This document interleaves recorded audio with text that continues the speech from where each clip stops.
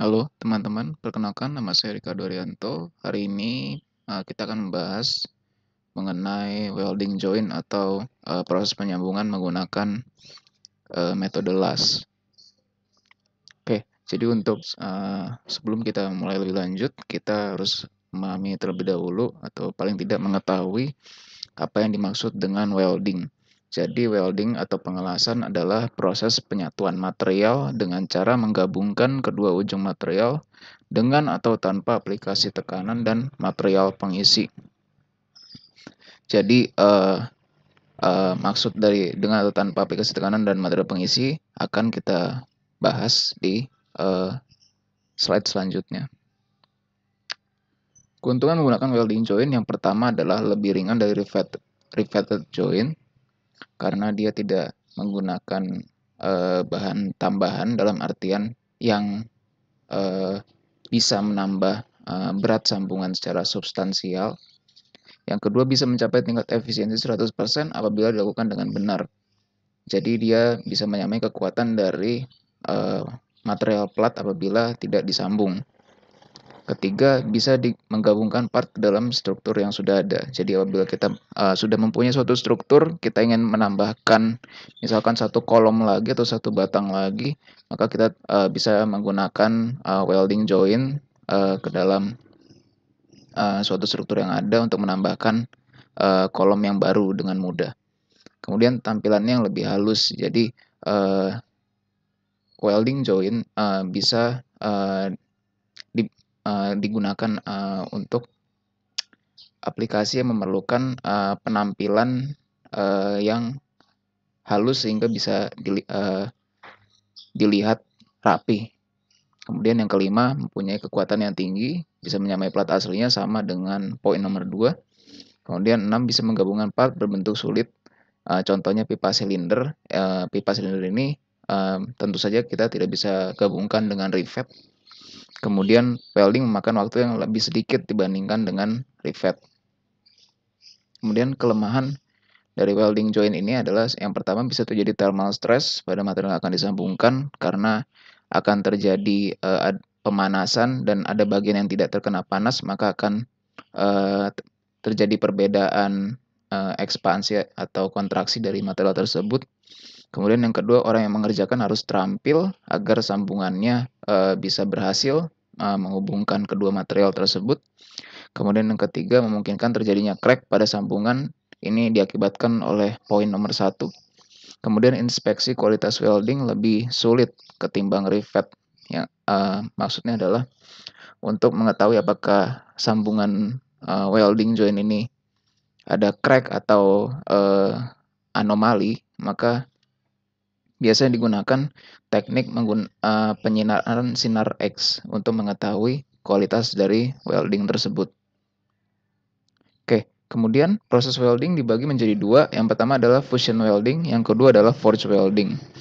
Fusion welding hanya menggunakan suhu tinggi dan dia bisa menggunakan filler metal atau hanya menggunakan parent metal yang dilelehkan.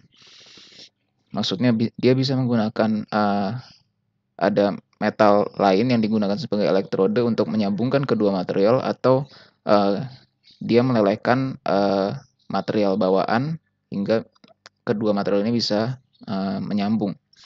Kemudian forge welding di mana material dipanaskan, kemudian ditumbuk atau dipalu menggunakan hammer hingga menyatu.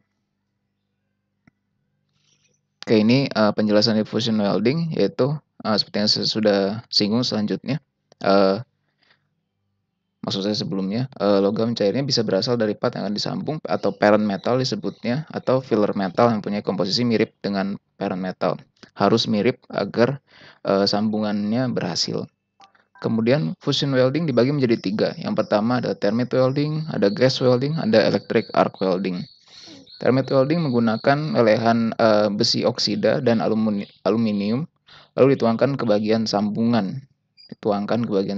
Kemudian gas welding seperti kayak las karbit gitu ya, menggunakan gas hidrogen menyala untuk melelehkan parent metal yang akan disambung. Jadi dia tidak menggunakan filler metal. Kemudian electric arc welding dia menggunakan elektroda sebagai filler metal.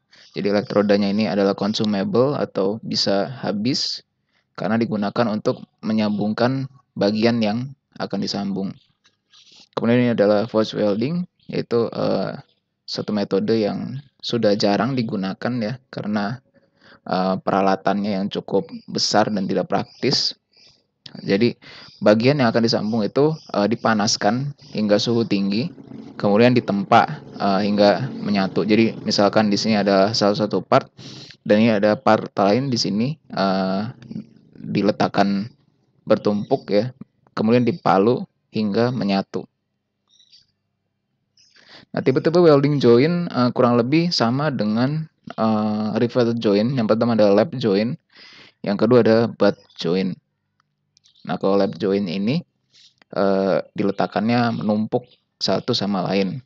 Yang pertama di sini ada single transverse, itu bagian A, hanya ada satu lasan ya, satu bagian lasan. Kemudian ada double transverse, ada dua bagian lasan.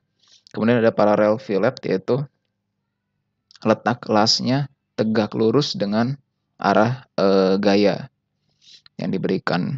Oke, sekian untuk lap joint. Kemudian ini ada butt joint, di mana materialnya ini saling menyambung kiri kanan, tidak bertumpuk seperti tadi lap joint. Di sini ada tipe-tipe dari butt joint, yaitu ada square butt joint, ada single V butt joint, ada single U butt joint, ada double V butt joint, ada double U butt joint.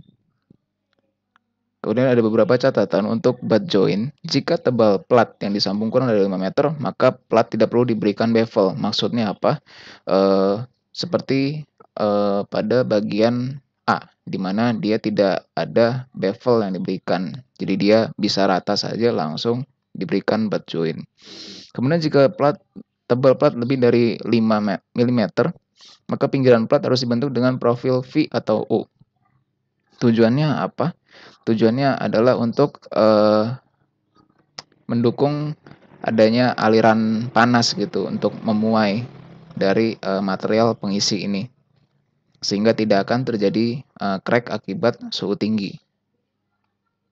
Kemudian ini ada jenis pengelasan lainnya. Yang pertama corner joint, kedua edge joint, yang ketiga adalah T-joint. Kemudian bagaimana cara kita untuk memilih jenis sambungan? Ada beberapa faktor yang tentu harus kita pertimbangkan. Yang pertama adalah bentuk dari benda air.